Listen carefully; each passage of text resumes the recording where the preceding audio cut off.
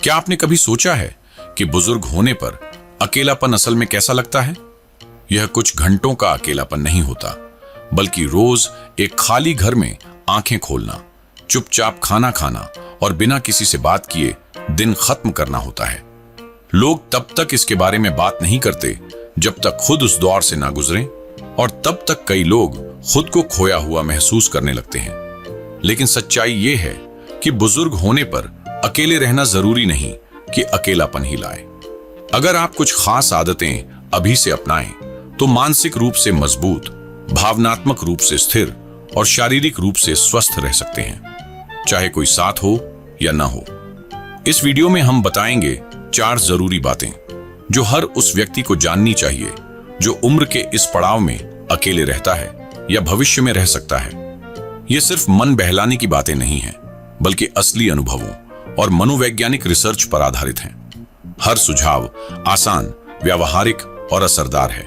तो चाहे आप अभी अकेले रहते हों या सोचते हों कि कभी ऐसा वक्त आएगा, ये वीडियो सिखाएगा कि इस जीवन के अध्याय को समझदारी और सुकून के साथ कैसे जिया जाए। क्योंकि उम्र चाहे जो भी हो, शांति, उद्देश्य और सम्मान का हक सभी को है।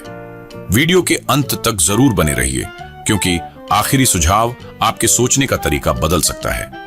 यही वह चीज है जिसने कई बुजुर्गों की जिंदगी में रोशनी लाई और उन्हें फिर से खिलने का मौका दिया। चलिए शुरू करते हैं। पहला कदम, एक नियमित और संतुलित दिनचर्या। बुढ़ापे में अकेले रहने पर समय का एहसास सबसे पहले बिगड़ता है। ना कोई आने जाने वाला, ना तय काम, तो दिन एक जैसे लगने लगते हैं। नाश्ता दोपहर में, दिन भर पायजामा में रहना और यह भी भूल जाना कि कौन सा दिन है।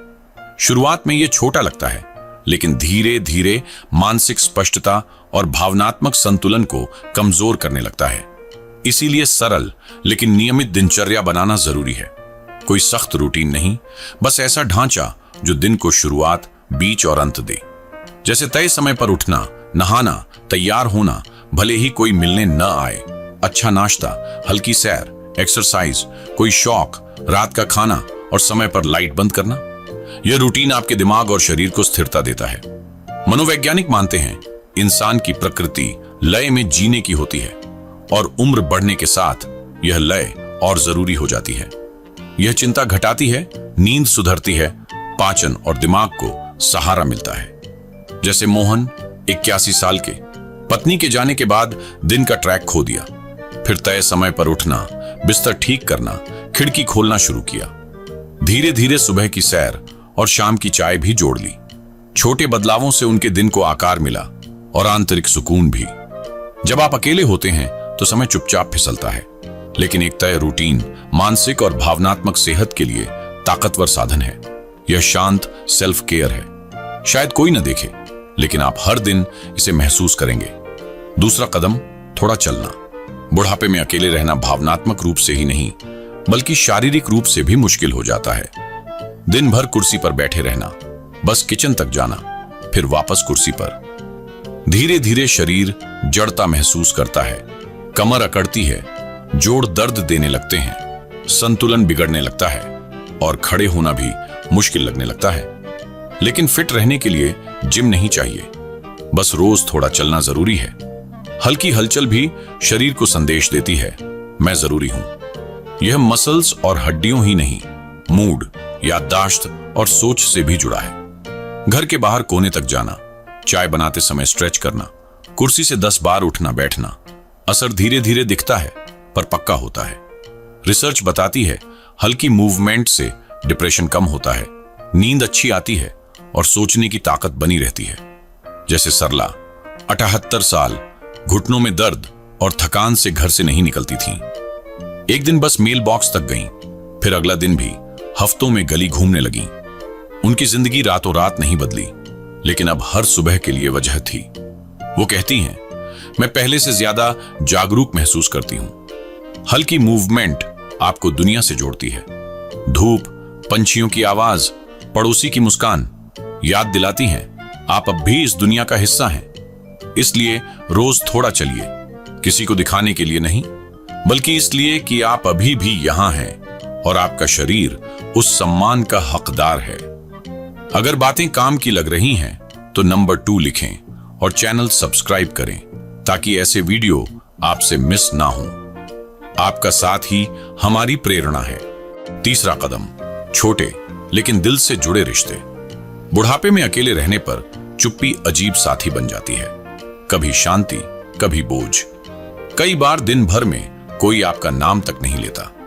भले ही आप स्वतंत्र रहना पसंद करते हो, ज्यादा अकेलापन भावनात्मक सेहत को तोड़ता है। लेकिन कनेक्शन का मतलब ढेर सारे दोस्त या पार्टियां नहीं है। इसका मतलब है छोटे तरीकों से दूसरों से जुड़े रहना। 5 मिनट की कॉल, पड़ोसी से हाल पूछना, दुकान पर कैशियर से मुस्कान। ये बातें एहसास कराती हैं कि आप देखे सुने जा रहे हैं। रिसर्च बताती है हल्का सामाजिक संपर्क भी इम्यूनिटी, मूड और दिमाग की सेहत के लिए जरूरी है। जैसे दयानंद 83 साल बेटों के दूर जाने के बाद कई हफ्तों तक किसी से बात नहीं की, फिर पड़ोसी के लिए पर्ची छोड़ी। मैं आपकी चिट्ठियां देख लूंगा, जवाब में धन्यवाद मिला। फिर शनिवार की कॉफी शुरू हुई। कुछ बड़ा नहीं बदला, पर अब कोई था जिसे परवाह थी। किसी से बात कीजिए, फोन उठाइए, पड़ोसी से हाल पूछिए। यह जुड़ाव आपको भी जीवन देता है।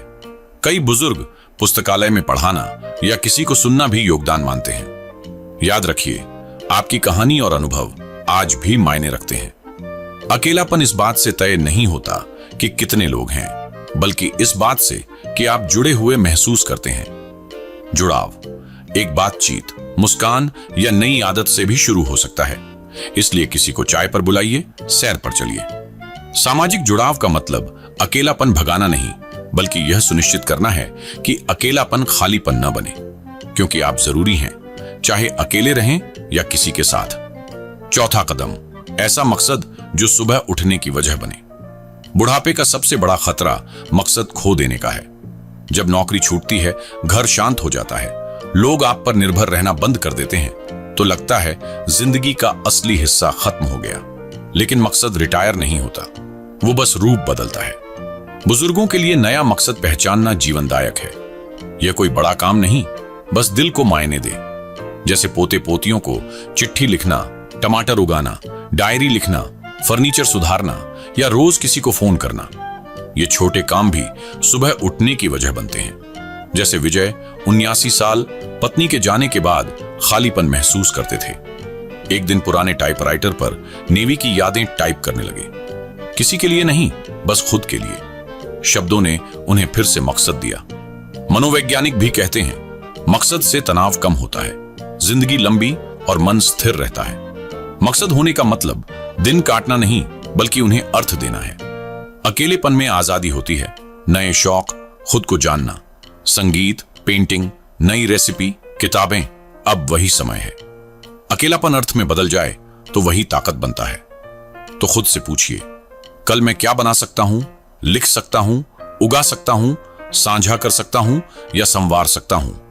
क्योंकि मकसद मिलने पर आप अपनी गरिमा के साथ जीते हैं।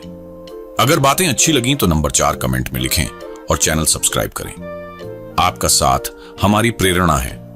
अंत में, बुढ़ापे में अकेले रहना कठिन बदलाव हो सकता है, लेकिन सही आदतें और सोच से आप खुद के उन हिस्सों को फिर से खोज सकते हैं जो जिम्मेदारियों के नीचे दबे थे।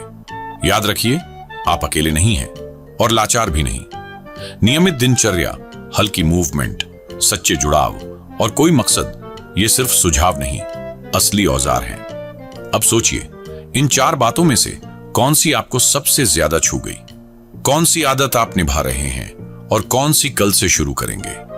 नीचे कमेंट करें। आपके विचार हमारे लिए कीमती हैं। अगर वीडियो अच्छा लगा तो लाइक, शेयर और सब्सक्राइब करें। देखने के लिए धन्यवाद।